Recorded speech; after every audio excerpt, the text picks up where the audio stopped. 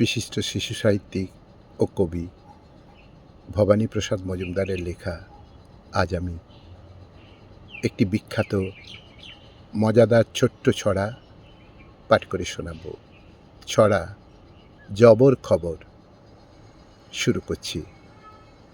রাত 12:20 খবর দিল বিবিসি, প্যারিস শহর ডুবু ডুবু, জল ছেড়েছে ডিভিসি।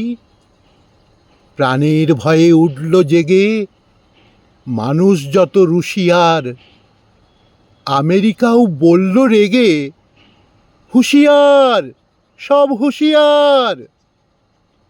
রাত 3টেই শান্তি সভা, বসল শেষে জাপানে, হলাম তাদের নেমন্তন্ন, করল হেসেই চা পানে।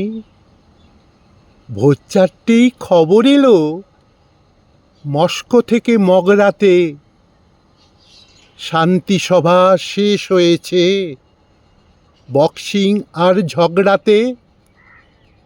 বিশ্বযুদ্ধ লাগবে এবার, খবর দিল রয়টারে।